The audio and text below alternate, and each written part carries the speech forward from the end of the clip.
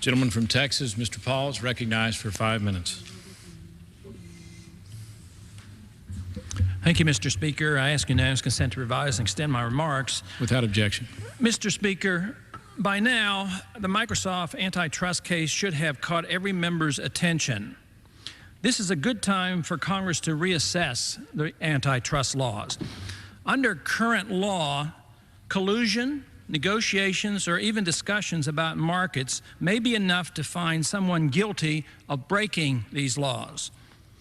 Prices in one industry that are too high, too low, or all the same are suspect and could be used as evidence of monopoly practices. We must remember, bigness in a free market is only achieved by the vote of consumers, supporting a company that gives them a good product at a low price. It is an economic truism that the only true monopoly is government protected, such as the post office or a public utility. There's nothing more annoying than a government bureaucrat or federal judge gleefully condemning a productive, enterprising capitalist for doing a good job. These little men filled with envy are capable of producing nothing and are motivated by their own inadequacies and desires to wield authority against men of talent. In a free market, the consumer is king, not the businessman. The regulators hate both and relish their role of making sure the market is fair according to their biased standards. Antitrust suits are rarely, if ever, pursued by consumers. It's always a disgruntled competitor or a bureaucrat who needs to justify his own existence. Judge Jackson condemned Microsoft for being a, quote, vigorous protector of its own self-interest, close quote. And now this is to be a crime in America. To care for oneself and do what corporations are supposed to do, that is, maximize profits for stockholders by making customers happy, is the great crime committed in the Microsoft case.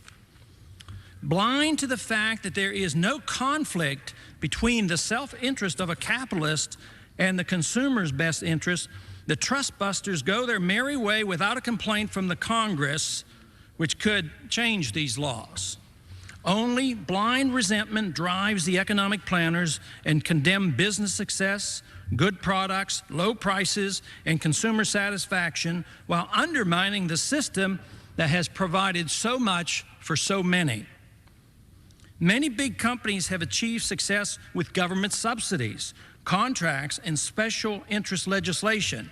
This type of bigness must be distinguished from bigness achieved in a free market by providing consumer satisfaction. To help rectify the situation, Congress should first stop all assistance to business. No more corporate welfare. No bailouts like we saw to Lockheed, Chrysler, Long-Term Capital Management, and many others.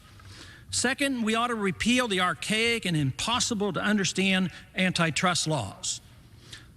Next, we should crown the consumers king and let them vote with their money on who should succeed and who should fail.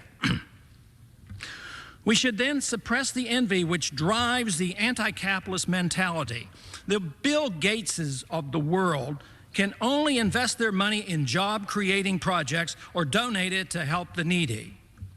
The entrepreneurial giants are not a threat to stability or prosperity. Government bureaucrats and federal judges are. But strict enforcement of all the ill-inspired antitrust laws does not serve the consumer nor the cause of liberty. And I yield back the balance of my time.